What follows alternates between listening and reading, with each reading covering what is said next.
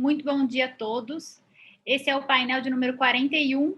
Meu nome é Giovana Pastore, eu sou advogada trabalhista e membro do Conselho Consultivo da Jovem Advocacia e vou mediar as palestras a seguir. O nosso painel vai abordar a temática Direitos Sociais do Trabalhador no contexto de crise sanitária. E dentro dessa abordagem, os palestrantes escolheram alguns temas relevantes para tratar aqui conosco. O primeiro palestrante é o Dr. Diego. O Dr. Diego, ele é consultor jurídico, atua como advogado na área trabalhista e corporativa. Ele é especialista em Direito do Trabalho e Processo do Trabalho pela Federal da Bahia. Ele é professor de Direito do Trabalho e Processo do Trabalho no curso SEJAS e em diversos outros cursos de pós-graduação no país. A temática que será abordada pelo Dr. Diego é o papel do advogado na garantia dos direitos sociais na pandemia. Bom, a gente sabe que num cenário de crise sanitária como o que nós estamos vivendo hoje, o Poder Judiciário acaba se mostrando como uma ferramenta de efetivação de direitos sociais. E como o Poder Judiciário não pode agir de ofício, cabe a nós, advogados, um papel atuante para fazer esses direitos se valerem, né, se efetivarem. Então, eu vou passar a palavra para o Dr. Diego para a gente ouvir aí o que ele tem para nos acrescentar. Dr. Diego. Bom dia, meus queridos amigos e amigas que estão assistindo a gente aí ao vivo agora. Bom dia ao pessoal que está aqui na mesa aqui com a gente. Cumprimento a doutora Giovana, que fez uma introdução maravilhosa aí do nosso tema. É um prazer estar aqui fazendo parte desse evento maravilhoso, notadamente pela presença dessa mesa de peso aqui, né? A gente olhando aqui, minha querida amiga professora Cristiane Gurgel, aliás, minha pupila, né? Quem iniciou as minhas caminhadas na docência, eu preciso registrar isso daqui. Tenho que dizer que ela começou quando tinha 2 anos de idade, né? Para poder não entregar a idade, né? Mas eu lembro muito bem quando eu comecei, quando eu queria ser professor, eu entrei na sala dela e fui conversar com ela, falei, eu posso assistir suas aulas, porque quando eu for professor, eu quero ser igual a senhora. E ela aí, gentilmente, me apresentou a turma como professor e me deixou assistir todas as aulas dela, mesmo quando eu já era formado. Então, essa gratidão aí é eterna e eu faço questão de reconhecer isso publicamente. Eu não tenho nem como pagar uma gratidão como essa. Se hoje eu tenho caminhado na docência, tenho certeza absoluta que boa parte é devido a isso, senhora professora, com certeza, viu? Além de outros amigos aqui presentes, também doutor Vitor, doutor Rodrigo, que são amigos também aí da militância da advocacia. É um prazer enorme estar aqui com vocês, tá bom? Gente, a gente vem num painel aqui que talvez seja um dos painéis mais importantes de todo o Congresso, sem, obviamente, menosprezar ou desprezar os outros inúmeros painéis que a gente tem aqui.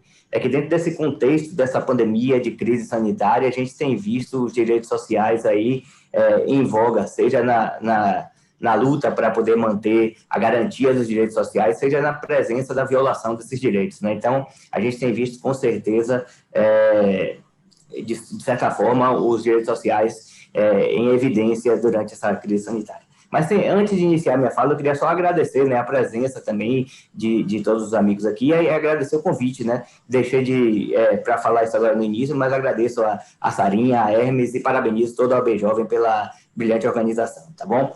Gente, iniciando aqui a minha fala, eu queria dizer a vocês algo que é notório, né, que a gente tem visto que a pandemia tem assolado todo mundo, pessoas têm perdido, além de parentes, amigos, pessoas queridas, arrisco até dizer que todos que estão aqui nessa mesa agora, ou talvez até assistindo a gente aí, conhecem alguém próximo, ou até um pouco não muito próximo, mas conhece alguém que morreu por conta da Covid-19, né, nessa pandemia. E isso faz a gente se sentir bastante triste, mas a gente tem visto, além disso, além de pessoas perderem pessoas queridas, entes e parentes, a gente vê pessoas perdendo a oportunidade da realização de sonhos, perdendo a oportunidade de conquistar coisas, conquistar seus objetivos, porque depositam muito dessas conquistas, desses seus objetivos, desses seus sonhos em seus empregos. E a gente vê o desemprego assolando em massa todo o nosso planeta. Aqui no Brasil, por exemplo, o cenário é desolador. A gente tem um cenário de desemprego recorde na história do Brasil, desde o início da contagem do censo, né, pelo IBGE em 2012, a gente nunca teve um desemprego tão alto como a gente tem hoje. A gente tem visto aí quase 15% da nossa população sem emprego aqui no Brasil. Eu estou contando só os desempregados, não estou nem citando aí os desalentados, né? Só os desempregados aqui no Brasil tem 14,7% de desempregados que a gente tem aqui. Essa situação que afeta os empregos dos trabalhadores agrava também todas as outras mazelas sociais, porque sem emprego as pessoas não têm como manter o seu sustento, não tem como fazer sequer a efetivação dos seus direitos sociais, dos seus direitos fundamentais de uma maneira como um todo. Não tem como manter o sustento, a alimentação, lazer, educação, saúde de toda a sua família. E isso faz com que a crise social se agrave ainda mais e a gente entre num abismo, num buraco sem fim. A gente vê, por exemplo, situações assustadoras, porque a gente, com essa crise econômica e essa crise social que a gente vive, a gente vê também o aumento na criminalidade. Só um dado que eu tenho visto na televisão e eu acho que isso é assustador. Aqui na Bahia, por exemplo, isso eu posso estender com certeza a todo o Brasil, a gente tem visto um aumento a assaltos a bancos, explosões de caixas lotéricas aqui na Bahia em 2021, um aumento considerável. Tudo isso, com certeza, é por conta do agravamento dessa crise sanitária que contribui para uma crise econômica, né? Então, a gente vê essa situação de maneira bastante assustadora. E dentro do contexto das empresas, a gente vê empresas fechando as portas. Eu tenho visto, né, passeado em shopping, lógico, quando possível, e atendendo as regras de distanciamento e máscara e tudo mais, mas tenho visto no shopping muitas portas de empresas fechando, e tenho certeza que isso não abrange somente o shopping center, mas todas as outras empresas que a gente tem no Brasil. Muitas empresas fechando, muitas portas de trabalho se fechando, e as empresas que bravamente lutam para se manter ativas no mercado de trabalho, com certeza, ou fizeram um planejamento estratégico econômico para a crise, ou então estão até violando direitos trabalhistas à custa da manutenção das suas portas abertas. Então, a gente tem visto uma situação que é bastante, assim, desoladora.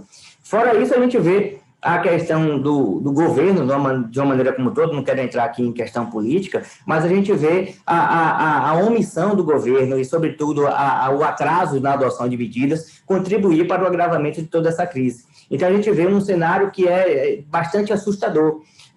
Doutor Rodrigo vai falar, por exemplo, aí também da MP 1045, né, que foi uma medida que foi adotada pelo governo agora, né, apesar de ter adotado algumas outras medidas no ano passado, mas tardiamente adotou essa nova medida e tem feito pouca coisa para poder ajudar as empresas e os trabalhadores. Sem contar a questão também do auxílio emergencial, né, que o governo dava uma parcela de R$600 ano passado, e esse ano está dando a parcela de R$150, achando que R$150 vai dar para poder fazer alguma coisa. Sequer dá para pagar o alimento do mês, um valor irrisório como esse, né? Não estou aqui entrando mais uma vez em questões político-partidárias, mas é preciso registrar isso como um fator que contribui para o agravamento da nossa crise. E aí, nesse cenário como um todo, a gente vê o direito do trabalho surgindo aí como um ramo que é sempre promissor.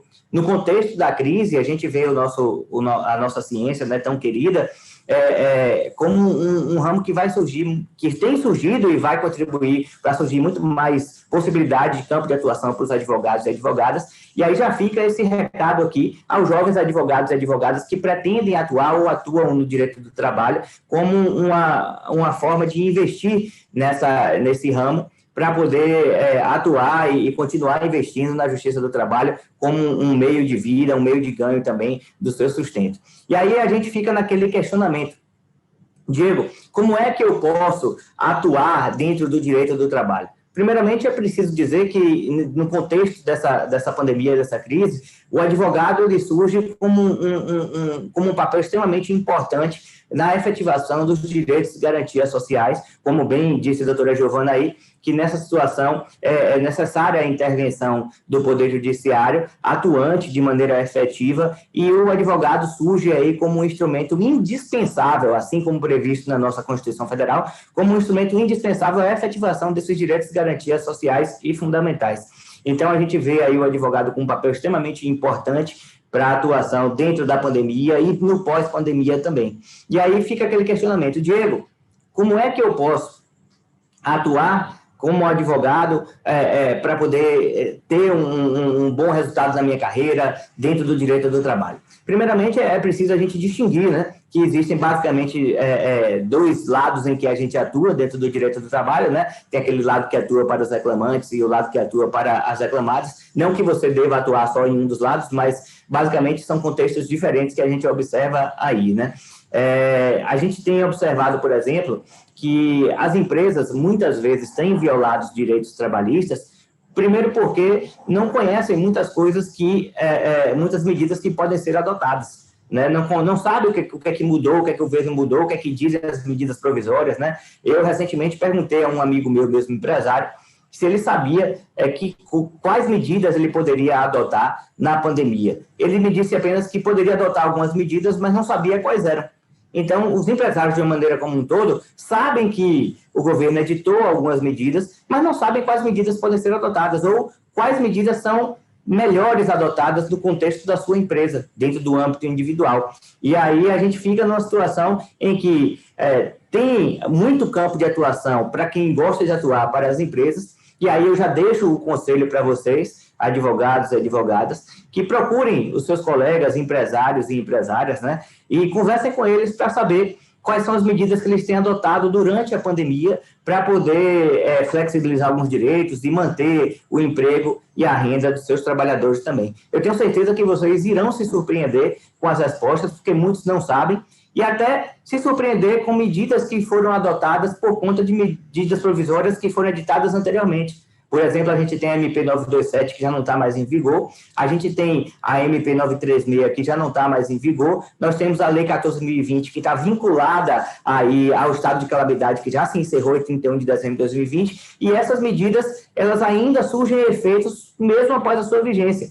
E muitas empresas não sabem que essas medidas perderam a sua vigência e continuam adotando medidas que estão previstas lá naquelas novas que foram editadas anteriormente. E aí, então, com certeza, isso pode gerar reclamações trabalhistas em massa no futuro.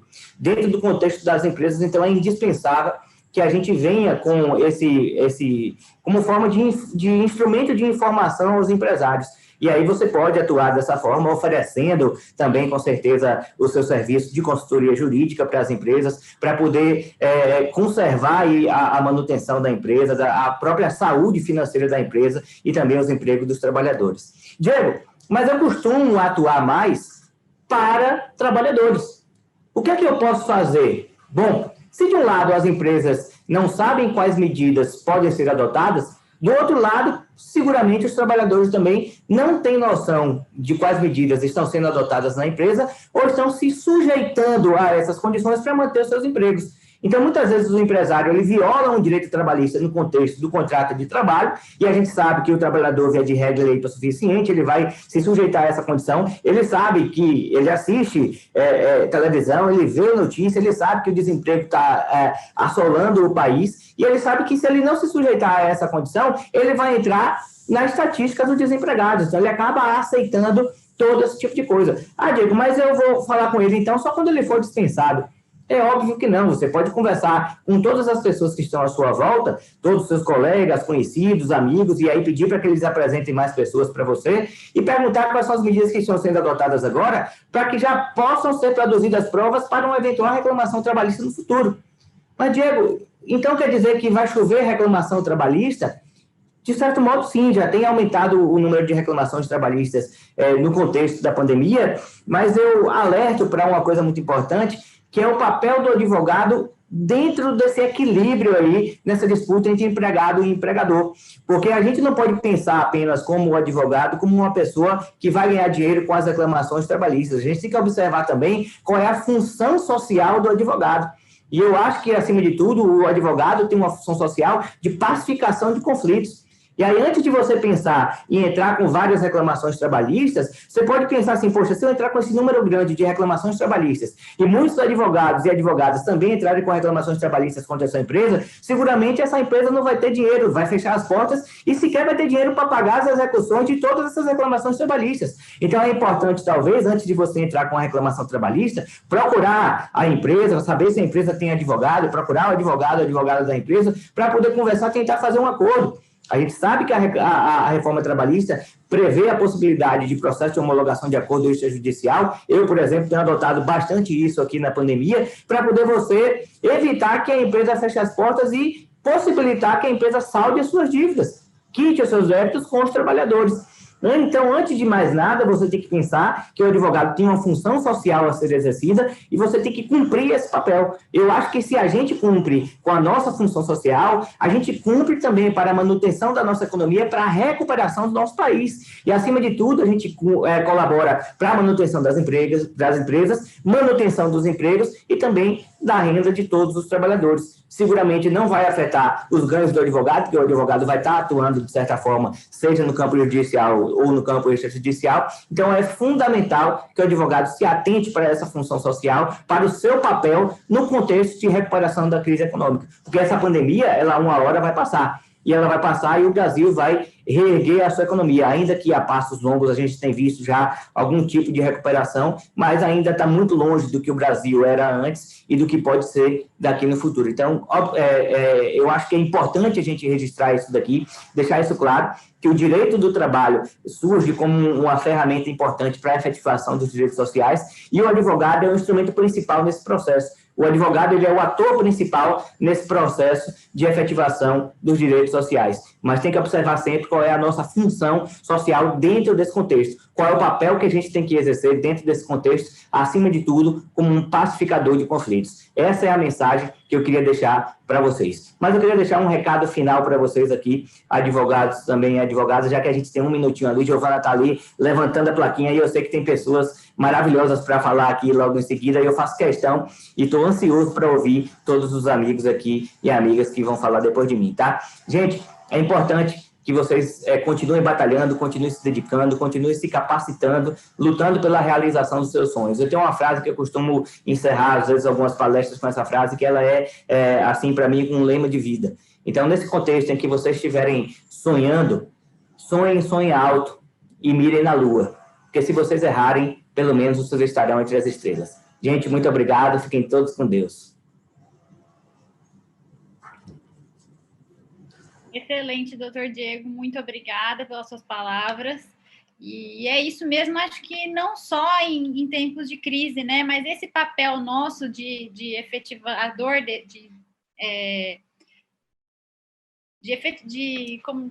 de buscar a efetivação desses direitos deve ser feito não só agora, como em outras épocas, não de crise, e mesmo esse papel de pensar que, às vezes, a grande maioria das empresas aqui no Brasil são empresas pequenas, não são grandes empresários, então eu falo porque eu sou sempre da parte reclamante. Às vezes a gente sabe que a gente tem essa função de explicar para o nosso cliente que a gente pode quebrar a empresa, fechar, e aí não vai ser o emprego só dele que vai ser prejudicado, mas de outras famílias tantas que trabalham lá. Mas eu acho que foi enaltecido ainda esse nosso papel aí nessa fase que nós estamos vivendo agora, né? Mas muito bom. Bom, agora nós vamos ouvir o Dr. Vitor Gurgel. O Dr. Vitor, ele vai falar sobre as facetas das plataformas digitais no cenário de pandemia. Dr. Vitor Gurgel é advogado, especialista em Direito do Trabalho e Ambiental, mestre em Direito e subcoordenador das comissões da OAB Bahia.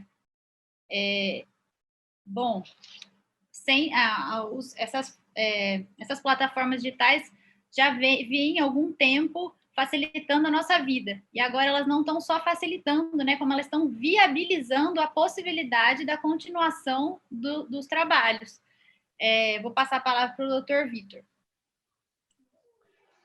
Bom, boa tarde a todos, bom dia a todos, né? Quase boa tarde.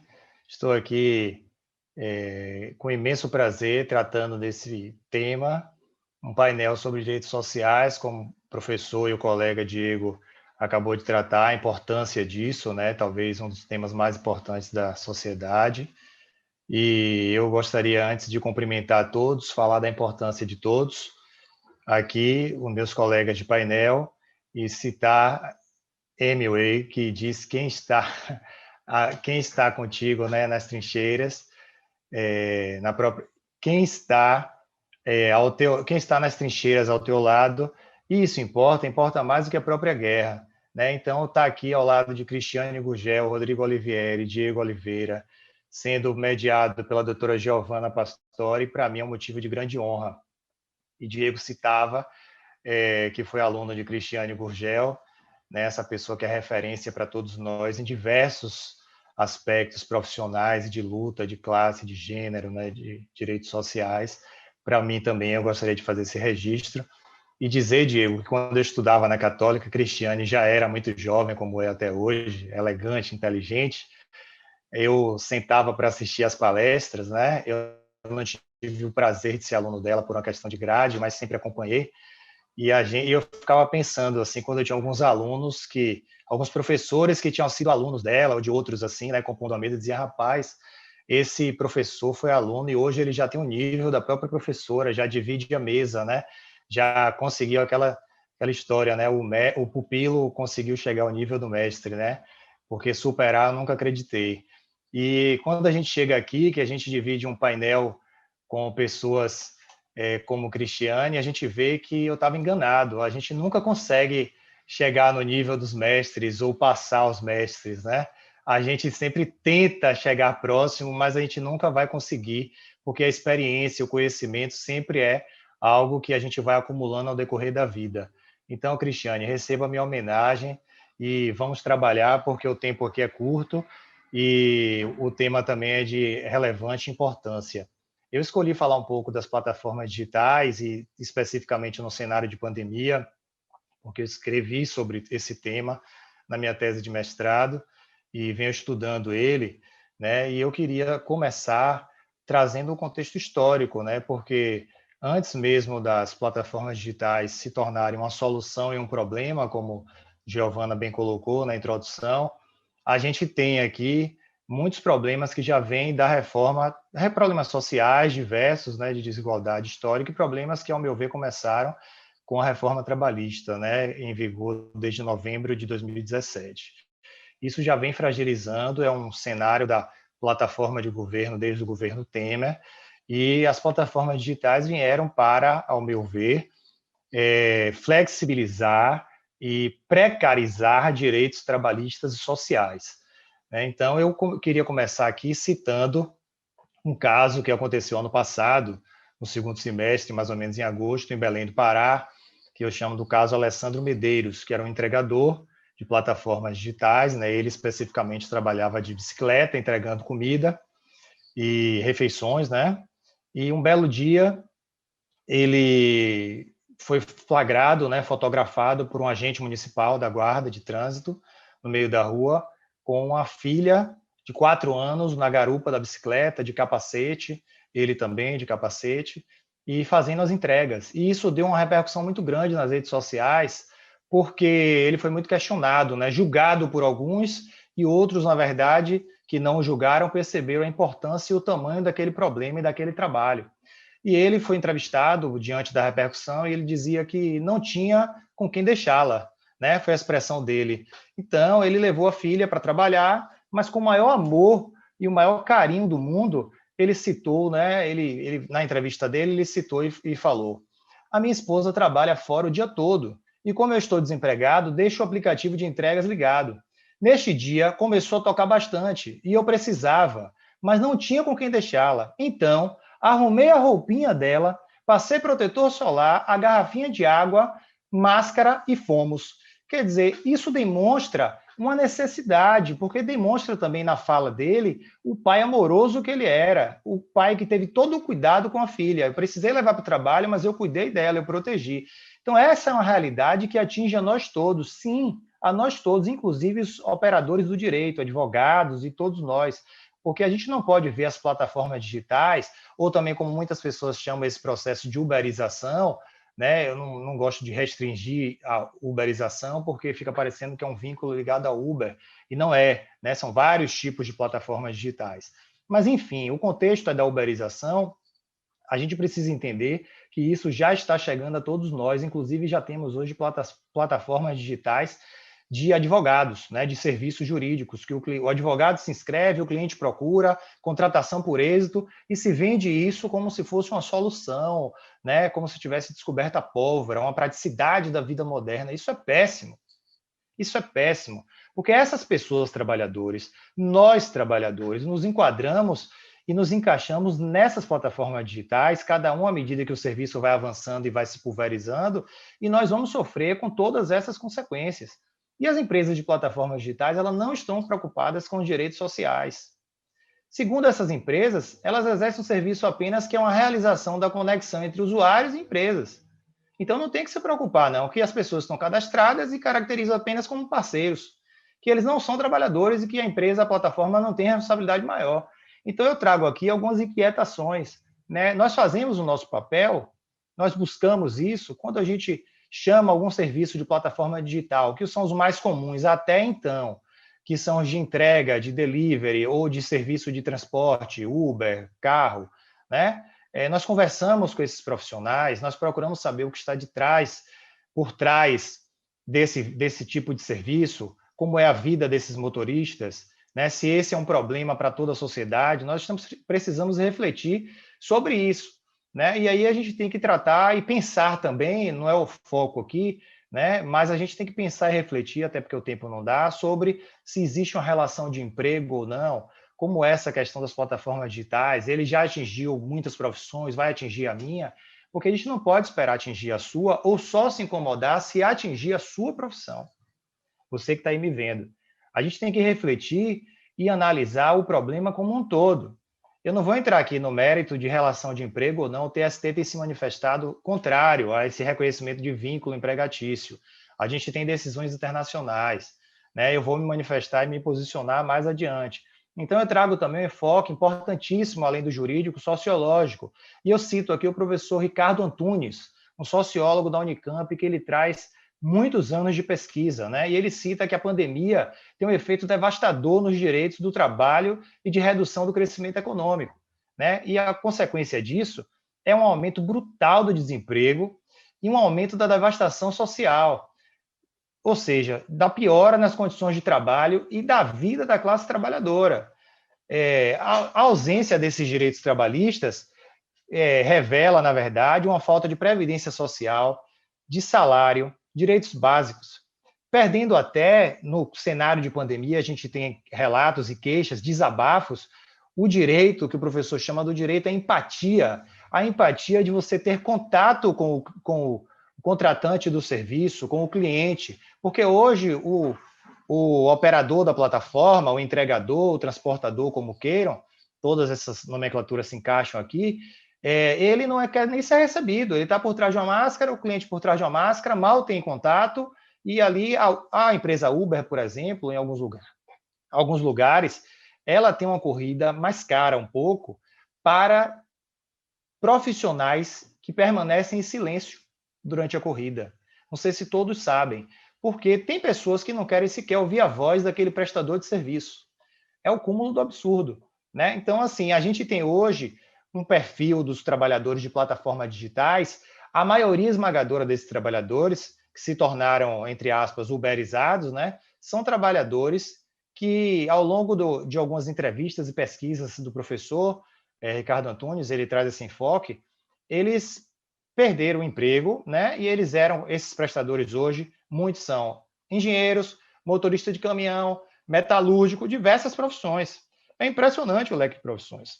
Agora, todos, com raras exceções, estão desempregados. E assim, alguns utilizam esse tipo de trabalho com plataformas digitais para ter uma complementação de renda ou a própria renda, com jornadas que podem chegar até 14 horas diárias, né? Então, assim, aqui a gente tem a falácia do empreendedorismo. Por quê? Porque aí é um ideal manipulador do empreendedorismo que as plataformas digitais pregam. Não, meu amigo, você aqui é autônomo. Você trabalha se você quiser. E se você não quiser, você não trabalha. Mas, aos poucos, esse trabalhador uberizado vai percebendo que isso é uma falácia, que isso não se sustenta, né? Principalmente no cenário de pandemia, porque ele precisa trabalhar muitas horas por dia. Então, assim, vou caminhar para o final aqui. Então, 5 minutos já me avisaram aqui. Então, esse trabalho, a gente tem que verificar de que não existe autonomia no empreendedorismo, é um trabalho precarizado.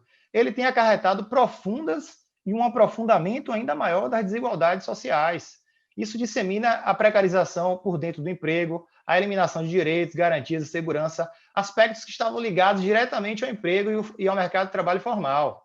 Então, assim, nós temos hoje, eu vou citar só alguns dados aqui para não ficar cansativo e por conta do tempo, mais de 38 milhões de trabalhadores informais e a taxa de desemprego maior do que 12%. São índices que já precediam a pandemia, na verdade, incentivado ainda mais pelo processo de uberização, né, das plataformas digitais, que vem nas empresas de aplicativo uma solução e uma forma rápida, principalmente nesse atual cenário de pandemia, de inserção econômica, né, e de inserção no mercado de trabalho. Agora, sem registro, sem nada, sem nenhum tipo de direito social. Então, assim, o número de inscrições nas plataformas digitais dobraram após o início da pandemia.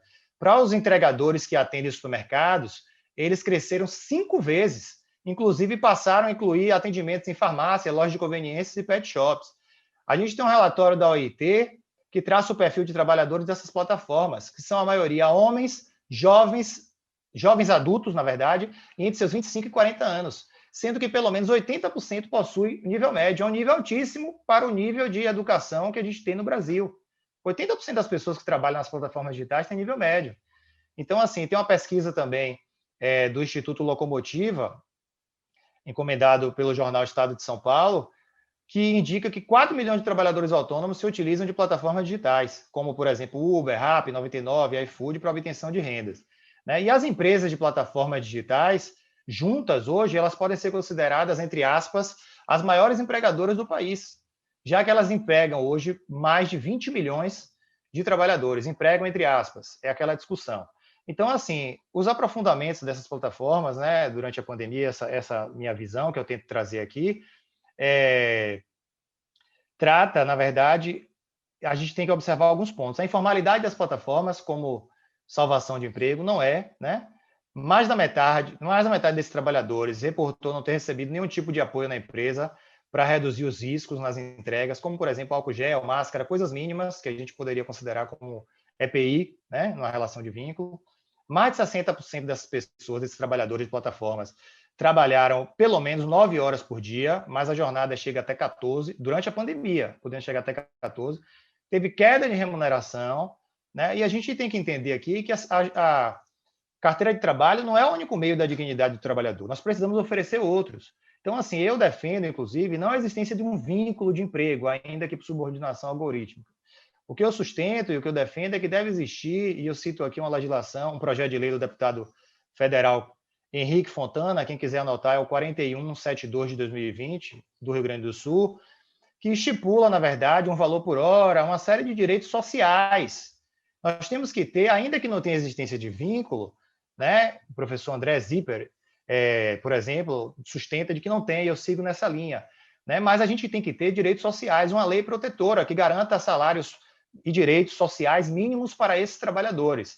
Como, por exemplo, a gente tem experiências internacionais na Itália, que são os parasubordinados, na Espanha, os autônomos economicamente dependentes, né? E também temos agora uma decisão da Suprema Corte inglesa, da Grã-Bretanha, na verdade, que garante aos trabalhadores de plataformas digitais o que eles chamam de workers. Não é, na verdade, uma relação de vínculo, mas é uma relação que garante direitos sociais trabalhistas mínimos.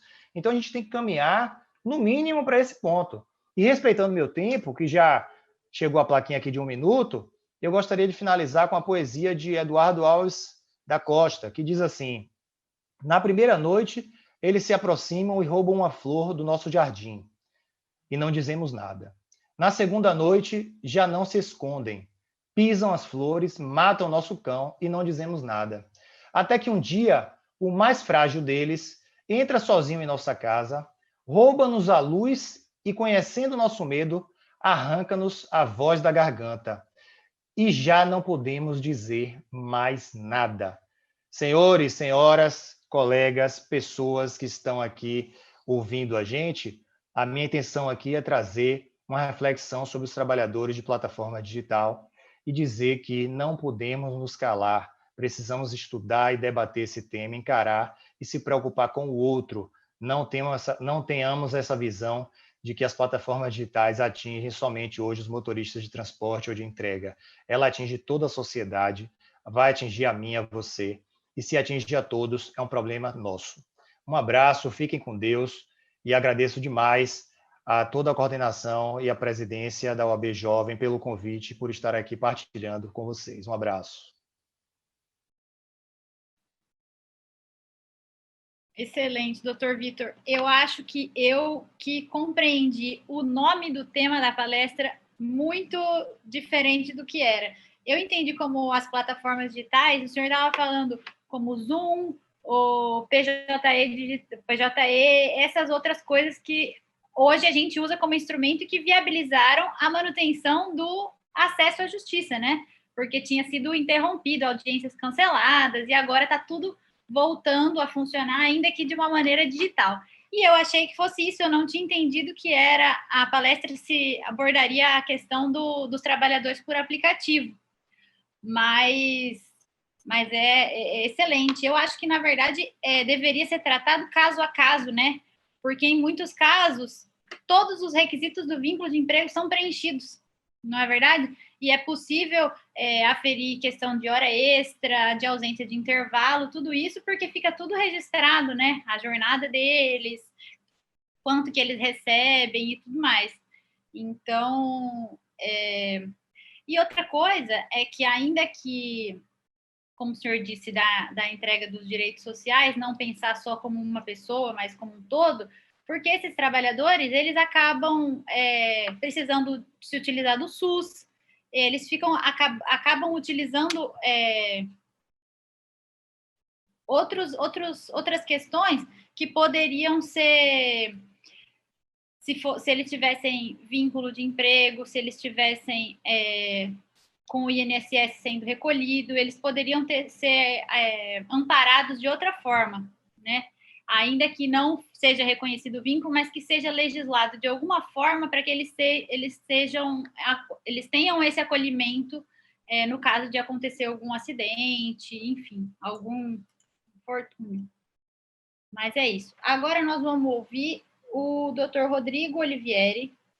O Dr. Rodrigo, ele é vice-presidente da ABAT e ele vai tratar da MP 1045 e o novo projeto e o novo programa emergencial de manutenção do emprego e renda. Passo a palavra para o Dr. Rodrigo. Olá, bom dia a todos. Queria cumprimentar meus queridos colegas e amigos, professora Cristiane Gugel, Cris querida, colega de luta diária na nossa associação, diretora fervorosa dos nossos projetos culturais, de estudos e alavancagem de ensino dos nossos colegas, em especial os mais jovens que nos ouvem hoje. Vitor Gugel, querido amigo, colega, agradeço a presença aqui também do amigo Diego Oliveira, grande professor, querido colega também. Enfim, amigos, eu tentarei ser breve o máximo possível, porque, a bem na verdade, a medida provisória 1045, ela é um pouco densa, né? São 25 artigos, diversos parágrafos e mais ainda incisos. Eu fiz um resumo, mas pelo tempo, eu vou tentar fazer um resumo do resumo. Busquei alguns dados antes de me adentrar na medida propriamente dita. Para nossa surpresa, só para se ter uma noção, com o fim do estado de calamidade suscitado pelo professor Diego há pouco, tanto o trabalhador quanto o empresariado, né, ambas as partes sofrem com o cenário que a gente vive, ficaram desamparados por aproximadamente, na verdade foram 4 meses completos, né, porque a medida provisória entrou em vigor a partir do dia 27 de abril, passamos janeiro, fevereiro, março e abril inteiro sem socorro do governo federal, e isso terminou desaguando em desemprego, em um caos social, em especial no direito do trabalho, muito grande. Tivemos, na primeira semana de vigência da medida provisória, pouco mais de 506 mil acordos firmados entre empregados e empregadores, sendo que desses 506 mil, 46% foram acordos de suspensão do contrato de trabalho, né? 6% equivalente a acordos que foram reduzidos em 25% a jornada de trabalho e o salário proporcionalmente, 17% na proporção de 50% de redução da jornada e salário, e 29% na proporção de 70% de redução de salário e jornada. Ou seja, isso denota um desespero sem precedente por parte do empregador e do empregado. Inclusive, eu vou chegar a comentar isso, tivemos algumas inovações interessantes na redação da medida provisória 1045 que não existiam na medida provisória 936, e uma delas, no gancho do raciocínio, foi a possibilidade de firmar o acordo em caso de aviso prévio que esteja em curso, justamente para salvaguardar aquele emprego que estava ali muitas vezes acabando, se desfazendo, porque não tinha mais medidas do governo, o estabelecimento já estava numa situação periclitante e a medida provisória 1045 deu esse permissivo, né, de resgatar o contrato, mesmo em curso, o aviso prévio. Em resumo, a gente tem a medida provisória que trata do benefício, que a gente tem as duas possibilidades, né? Ou redução proporcional da jornada de trabalho e o salário, ou suspensão do contrato propriamente dito. Dentre essas modalidades, na redução proporcional, nós podemos ter os percentuais de 25%, 50% ou 70%, sendo que esses percentuais só podem ser firmados por acordo individual. Os percentuais diversos a estes necessitam de negociação coletiva, ou seja, convenção coletiva de trabalho ou acordo de coletivo de trabalho, né? A gestão do benefício, chamemos aqui de BEMER, né, que é a abreviatura do benefício emergencial, é feita pelo Ministério da Economia, será devido, desde a data da celebração, uma obrigação de informativo por parte não mais do empregador, porque a redação da 936 era a obrigação do empregador, que seja apenas a obrigação de que seja informado no prazo de 10 dias corridos ao Ministério, sob pena de, caso não cumprida essa formalidade, não seja pago o benefício e o empregador tenha que arcar com esse ônus até que cumpra esse requisito de informação ao Ministério da Economia. Uma inovação interessante logo no início da medida provisória 1045 é a possibilidade de recurso contra decisões oriundas do Ministério da Economia em relação ao benefício. Não tínhamos essa possibilidade na medida provisória anterior. Se fosse indeferido, não tinha recurso ou possibilidade de discussão a posteriori, era sumariamente negado e não tinha essa possibilidade. Foi inovado nesse sentido. Outro ponto interessante de inovação que a gente tem é que as comunicações poderão ser feitas exclusivamente por meio digital. Digital porque pode ser por e-mail, celular, WhatsApp, enfim. Essa inovação não constava da medida provisória 936, que foi posteriormente convertida em lei, como citado por Diego, a Lei 14.020. Tá? Os benefícios serão pagos com base no valor apurado da base de cálculo do seguro-desemprego, limitado ao teto do seguro-desemprego, que gira em torno de R$ 1.909, e alguns centavos que não me recordo aqui agora. Ou seja, para trabalhadores que recebem até R$ 1.683, o benefício estará limitado a 80% dessa remuneração. De 1.683 a 2.806, teremos o pagamento de 80% do teto de 1.683, mais 50% da diferença até o teto de R$ 2.800. Acima de R$ 2.800 de salário, vai ficar limitado ao teto de R$ 1.909, que é o valor teto do seguro-desemprego. Uma inovação também interessante que constou dessa medida provisória, acredito eu que para aliviar o cenário do empregador, é que não mais poderá ser inscrito em dívida ativa para execução direta, como constava no 936, para o caso de pagamento indevido do benefício. Foi retirada essa redação na 1045, ou seja, não mais terá inscrição na dívida ativa de forma direta, como constava anteriormente. Para o caso de suspensão, do contrato de trabalho, o empregado receberá 100% do seguro-desemprego a que faria direito. Sendo que, para empregadores que tenham, no calendário base 2019, receita bruta acima de R$ 4.800.000, estes empregados receberão 70% do benefício a que teriam direito. E por obrigação, estas empresas que sobejam este limite de receita bruta deverão participar com ajuda de custo, ou, na verdade, ajuda compensatória de 30%, sendo que essa ajuda compensatória não servirá de base de cálculo para qualquer reflexo, seja FGTS, INSS e outros reflexos. Um ponto interessante que a gente percebe de ausência na medida provisória 1045, que foi um ponto de, acredito eu, de maior celeuma para nós advogados e para os contadores, foi a questão de como deveria ser interpretado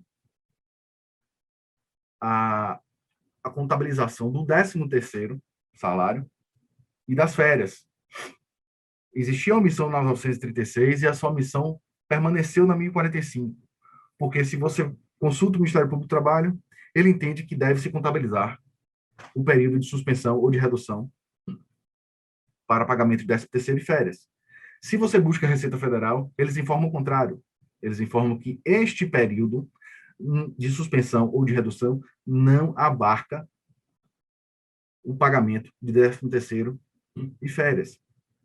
Então, permaneceu essa dúvida na 1045 e nós, advogados, nos debruçamos com essa imensa dificuldade e que muito provavelmente vai demandar um volume grande de processos na Justiça do Trabalho para se discutir futuramente se é devido ou não o cômputo desse período de utilização da medida provisória para suspender o contrato ou para reduzir a jornada e proporcionalmente o salário.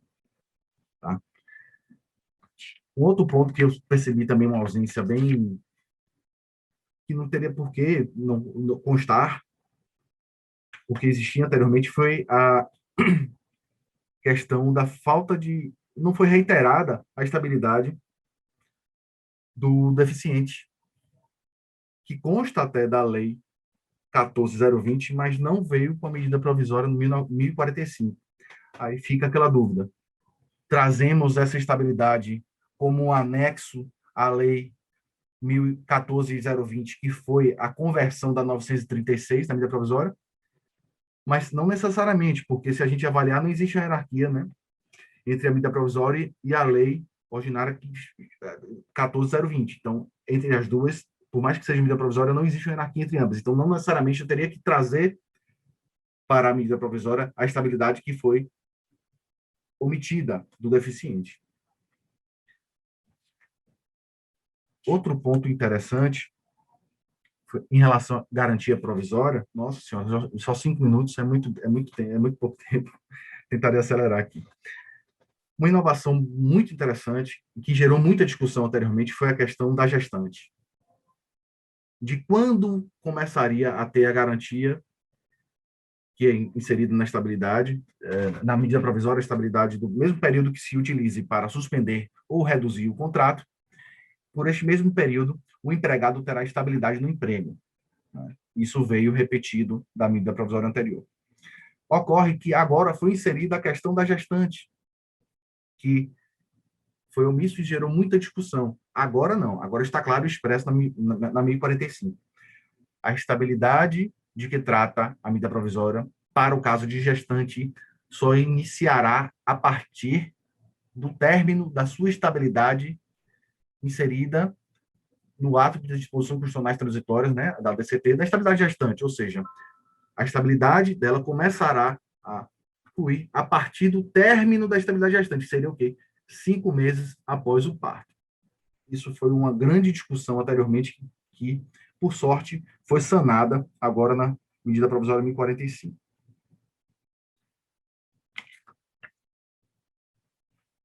Outro ponto interessante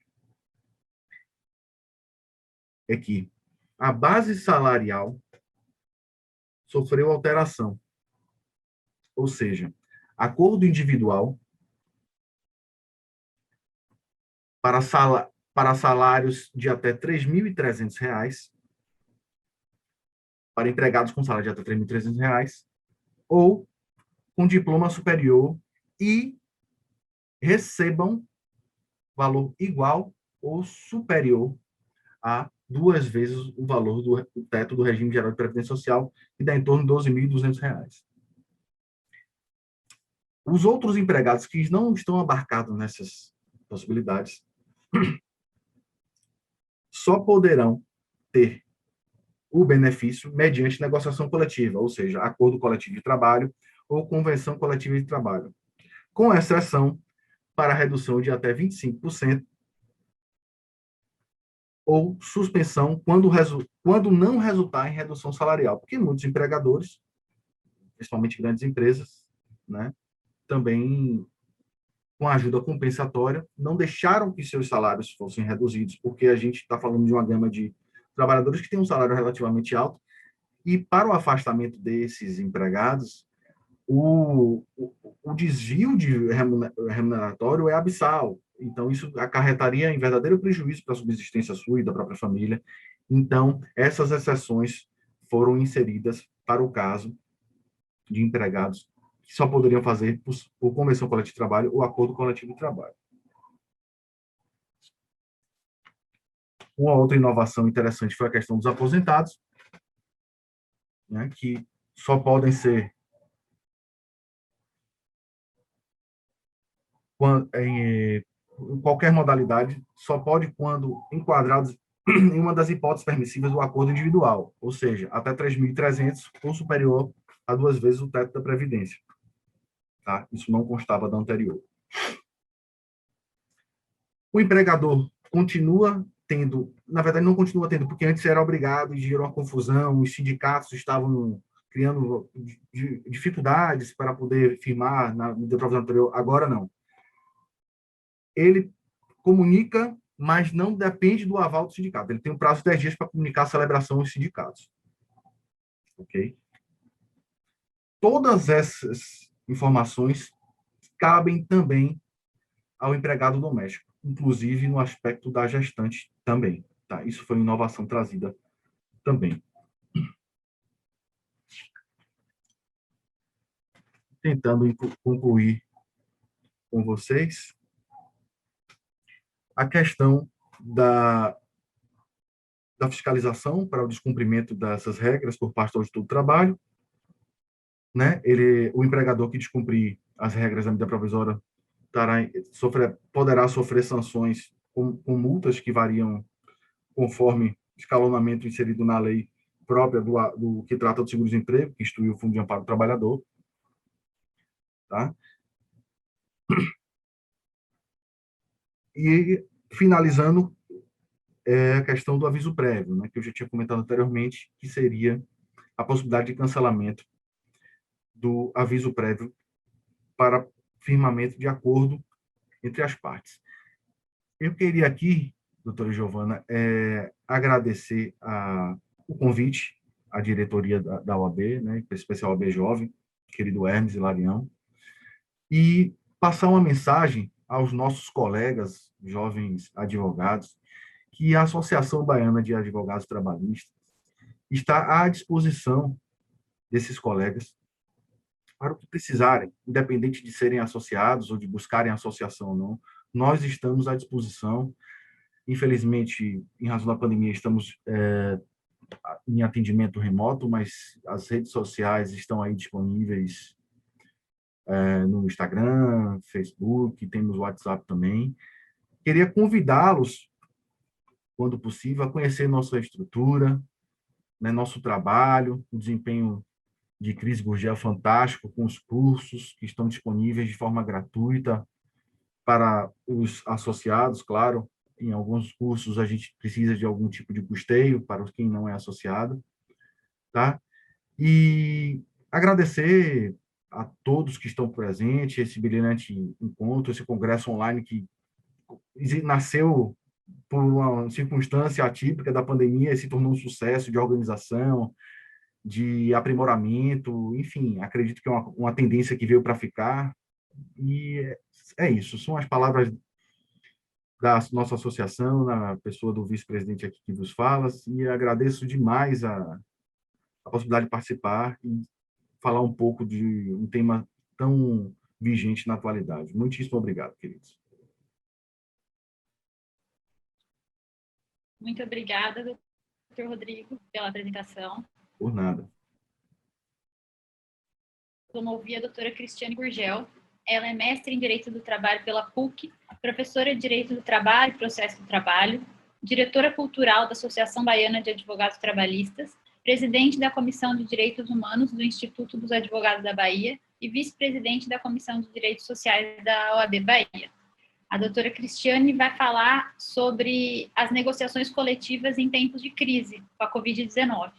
Tema relevantíssimo, desde que a CLT foi alterada e tirou a contribuição sindical compulsória, né, trouxe uma fragilização aí para os sindicatos, e que era um modelo que já vinha em ruínas, e em tempo de crise, a gente sabe que o mais frágil acaba sendo sempre mais prejudicado.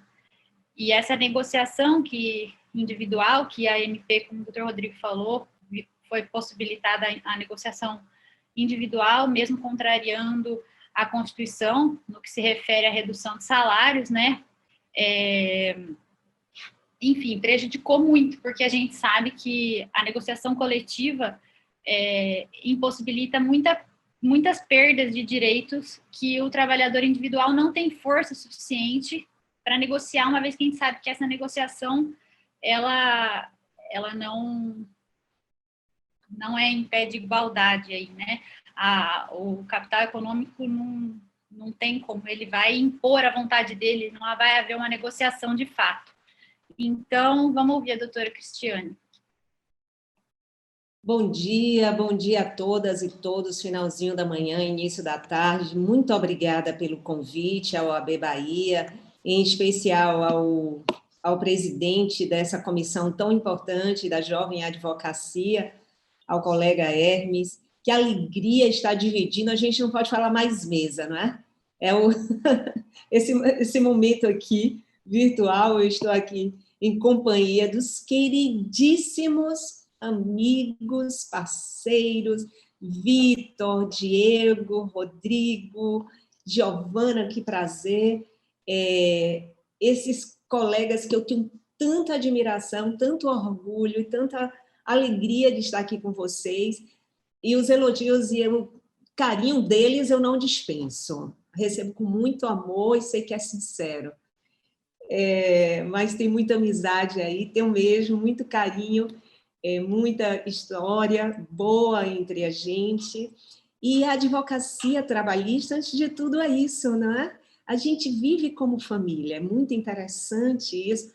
Com muito orgulho, eu falo isso, que na sala de aula, nas palestras, sem medo de ser feliz e nem de ciúme dos colegas de outras áreas. Tenho o maior carinho também. Mas tem uma coisinha diferente aqui entre a gente, né? Tem uma coisinha que é essa forma que a gente vive, mas eu digo, sabe por quê? É porque todo processo trabalhista tem audiência. Não tem ação trabalhista sem audiência. Então, a gente se vê muito, não é isso? A Justiça do Trabalho se torna a segunda casa. Nesse tempo de pandemia, difícil, né? Acho que tem muita gente com saudade. Mas a gente se encontra no fórum de primeiro grau, a gente se encontra no tribunal. Então, queira ou não, se você vir para a advocacia trabalhista, você pode ter certeza de uma coisa, você vai ampliar e muito o seu número de amigos e de solidariedade. A gente vive assim aqui, né? É muito interessante. Eu sou da época, embora esses meninos todos aí, eles sejam muito mais velhos do que eu, eles disseram que aluno e tal, mas na verdade eu era aquela professora, sabe, bem jovem, eles já antigos. Foi mais ou menos assim. E aí eu sou da época do fórum lá em Nazaré. E, nossa, só para dar um exemplo a vocês, rapidamente, que o tempo é curto, mas para dar um exemplo, como a gente, desde lá, e os meus colegas estão aí, né, para confirmar ou não, mas a gente vive assim. Por exemplo, Vitor está como advogado do adversário do meu cliente, e eu digo, Vitor, eu tenho 2 audiências, na hora que chamar a nossa, me avise. E Vitor fica ali, ó, o Cris já vai chamar a nossa audiência. E ele diz, mas eu não posso, eu estou na mesa. Ele toma a iniciativa, fala com o juiz para inverter a pauta. Eu só estou dando um exemplo de como é a convivência da advocacia trabalhista, até mesmo por conta dessa convivência compulsória que os processos trabalhistas, né, nos fazem. O próprio processo do trabalho faz com que haja essa presença física, essa vivência e essa convivência. Isso é muito bom. E, ao lado disso, essas amizades que fortalecem. E fico muito feliz, muito obrigada, viu, pelas palavras. Me emocionei aqui, mas já me refiz. E bola para frente. Então, queria saudar e também parabenizar esse evento maravilhoso, congresso muito bem organizado. E meu tema aqui é a negociação coletiva de trabalho em tempo de crise. As relações de trabalho, nesse momento de pandemia, Covid-19, não tenho dúvida, as relações ficaram no centro das atenções, né? Uma crise mundial.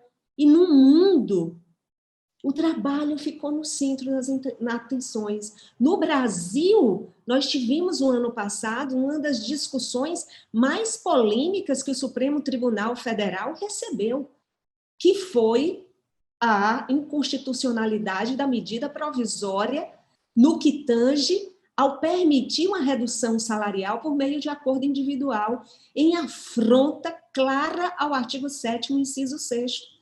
Então, olha que desafio para o Supremo Tribunal Federal em ter que julgar se é constitucional ou não um dispositivo que permite, um dispositivo de medida provisória permitindo redução de salário por meio de acordo individual, tendo em vista o artigo 7º, inciso 6º da Constituição, que traz como única hipótese de redução salarial acordo coletivo ou convenção coletiva. Não tinha nem dúvida, né? Não havia dúvida, mas a decisão levou em conta a pandemia, vamos dizer, trabalhista que havia sido ali instaurada, tendo em vista os milhões de acordos individuais que já haviam sido feitos e não havia uma outra saída. Vocês imaginem o caos, né? Então, de fato, nós tivemos no ano passado uma clara, né, situação da importância das relações de trabalho para a vida, para a economia, com seus aspectos econômicos, sociais. E as relações de trabalho, elas não podem ser analisadas só dentro das fronteiras empregado-empregador, categoria profissional e categoria econômica. Os seus efeitos vão muito além disso. Né? Muito além. Por que a Organização Internacional do Trabalho se preocupa com demissão em massa, se preocupa com negociação coletiva de trabalho? Porque o mundo estava na tendência da demissão em massa somente ser possível por meio de negociação coletiva. Por quê? Porque uma demissão coletiva, uma demissão em massa, traz efeitos para a economia, para a sociedade. Não fica entre empregado e empregador. Né? E tivemos, então, um retrocesso com a lei trabalhista, com a reforma trabalhista de 2017, a lei 13.467 de 2017, em alguns aspectos do direito coletivo, não tenho dúvida. Mas vamos lá. E como entra a negociação coletiva de trabalho neste momento? A importância dela? Toda. Talvez a maior de todas para as relações do trabalho, no meu ponto de vista, é a negociação coletiva de trabalho.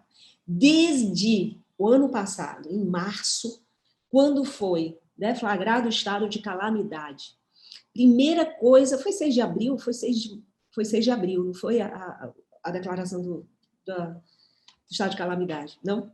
Eu sei que foi em abril, foi em março, mas, beleza. Peguei uma pesca aqui, certo? Só vale aqui. Então, quando declarou o estado de calamidade, antes de declarar o estado de calamidade, eu lembro que eu estava num grupo de advogados e advogadas trabalhistas, disse, gente, a solução é negociação coletiva. Quem advoga na área e advoga para a empresa, procura o sindicato de classe para negociar. Quem advoga para sindicato estimula a negociação coletiva de trabalho. É ela que vai trazer o equilíbrio e a segurança para a relação de trabalho, tanto para a categoria profissional, para a categoria econômica também. Para vocês terem uma ideia, a negociação coletiva de trabalho, ela está como 4º pilar para a Organização Internacional do Trabalho, como solução em face dos impactos da pandemia no trabalho, renda e vulneráveis. Então, se você for lá no site da OIT, você vai achar os pilares da OIT para o enfrentamento da pandemia Covid-19 nas relações de trabalho. E aí ele traz entre esses pilares, ou seja, entre essas soluções de proteção ao trabalho e apoio às atividades econômicas, a OIT traz negociação coletiva de trabalho. Eu tenho uma paixão muito particular para a negociação coletiva de trabalho, muito, porque eu acho um dos instrumentos mais bonitos, vou usar essa expressão, mais bonitos, mais belos, do ponto de vista, inclusive, de eficácia, de resultado, de equilíbrio e do que a justiça busca, paz. É a negociação coletiva de trabalho. Pensem junto comigo.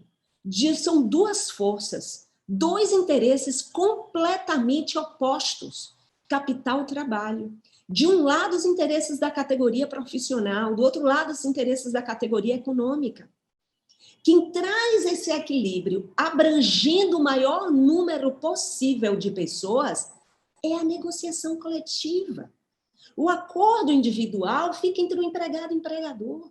Quando você vai para o acordo coletivo e a convenção coletiva, você está ali trazendo uma paz social. Não é só pacificação do conflito trabalhista, sobretudo deste, porque esse conflito sempre existiu, existe e sempre existirá. Capital-trabalho. Então, neste desequilíbrio, a negociação coletiva com êxito, que é aquela que produz um acordo coletivo, uma convenção coletiva, ela traz de volta a pacificação social. Ela acalma os ânimos, ela acalma a sociedade. Olha que instrumento, eu digo, um dos instrumentos democráticos mais importantes que nós temos no direito. Não é só no direito do trabalho, é no direito em geral. É a negociação coletiva. Porque a gente está ali trabalhando, quando a gente estimula a negociação coletiva, a gente está trabalhando no coração da sociedade, onde pulsa, né? Onde as pessoas buscam a sobrevivência e a sua, vamos dizer, sobrevivência e vivência através do trabalho. Mas tem o trabalho aqui, do outro lado tem um outro interesse, que é completamente oposto. E esses interesses em conflito, através dos seus entes coletivos, porque aí sim, Giovana, você chamou a atenção de um aspecto muito importante, aqui sim você tem 2 sujeitos que, a princípio, né, são vistos como iguais. Temos o princípio da equivalência dos contratantes coletivos de trabalho, em total, né, em contraposição ao princípio da desigualdade entre empregado e empregador. Aqui na negociação coletiva, do ponto de vista jurídico, não há distinção. Os entes são iguais. O sindicato da categoria profissional e o sindicato da categoria econômica, eles são iguais tanto na sua natureza jurídica, porque são entes coletivos, como em razão de seus interesses ou dos seus meios, dos seus instrumentos de luta, de convencimento. Os instrumentos são os mesmos. Ok, tivemos um baque com o direito coletivo, com a reforma trabalhista de 2017 para os sindicatos da categoria profissional. É verdade, mas agora, neste momento, é um momento de atuação dos sindicatos. É um momento, papel dos sindicatos, para mostrar para que veio e por que ainda está aí. Isso não depende só da entidade sindical, isso depende, sobretudo, das categorias, tanto de categoria econômica como categoria profissional, tanto das empresas empresárias como dos trabalhadores. Deixar a rejeição de lado, né? Deixar, eu diria, se não a rejeição, mas um certo preconceito. A negociação coletiva de trabalho é importante, sobretudo para as empresas. Então, falando para a jovem advocacia, pensem nisso, reflitam nisso. Reflitam nesse meio de solução extrajudicial de conflito coletivo que é a negociação coletiva de trabalho. Estimulem, e se concordam comigo, né? Estimulem isso dentro do ambiente de trabalho. Por quê? Não sei se foi Diego, foi se Vitor, mas eu ouvi aqui, né, a importância de se buscar essa forma de solucionar esses conflitos, né, extrajudicialmente, e que trazendo de volta a pacificação social. Gente, lembrando as funções da negociação coletiva, entre uma das grandes funções, a função normativa, a função da paz social, o princípio, um dos princípios, entre tantos, da negociação coletiva, a pacificação social, a boa-fé, não é? E como falamos do princípio da equivalência contratual. Caminhando para o fim, meu tempo está se esgotando, mas fazendo um panorama super breve do que a gente teve em norma jurídica, não é? Nesse período de pandemia, tivemos as medidas provisórias 927, 936, o ano passado, aonde, em 2020, um verdadeiro desestímulo à negociação coletiva. A medida provisória 936 praticamente ignorou a negociação coletiva, o acordo coletivo de trabalho, não pensando que isso traz insegurança para as próprias empresas. As empresas têm receio de fazer, se bem orientadas, é claro que o advogado vai levar para um acordo coletivo, porque há uma insegurança nos acordos individuais de trabalho, com possíveis reclamações trabalhistas no futuro. Esse ano, tivemos a medida provisória 1045, que falaram aqui também, eu não lembro se foi Rodrigo, foi Vitor, enfim, mas foi falado aqui sobre a medida provisória número 1045, que, se a gente fizer um paralelo, a medida provisória 1045 com a medida provisória, então, essa vendo cartão quase vermelho, hein? A gente amarelo, chegando no vermelho. Então, a medida provisória 936, comparada com a medida provisória 1045, vocês vão ver, anotem aí, artigo 7º e artigo 8º dessa medida provisória 1045, ele já coloca a convenção coletiva em primeiro lugar. Ele diz que essa redução pode ser feita por convenção coletiva, acordo coletivo ou acordo individual. É certo que não afastou a possibilidade do acordo individual, entretanto, já trouxe ali, minha gente, a convenção coletiva, o acordo coletivo existe. Pronto, já é uma esperança e uma forma de chamar a atenção para esse instituto que é tão importante para o equilíbrio nas relações de trabalho e para a sociedade, para a economia do país, que é a negociação coletiva de trabalho. E eu termino deixando uma mensagem para a jovem advocacia que Não tenham medo da advocacia, ao contrário, ela é apaixonante, ela é vibrante, ela é pulsante. E vocês precisam, né, sentir essa energia e amar. É preciso amor para poder pulsar, não é isso? Aquela música, é preciso amor para poder pulsar, é preciso chuva para florir, é preciso paz para sorrir. Que sejamos chuva. Muito obrigada e fiquem com Deus.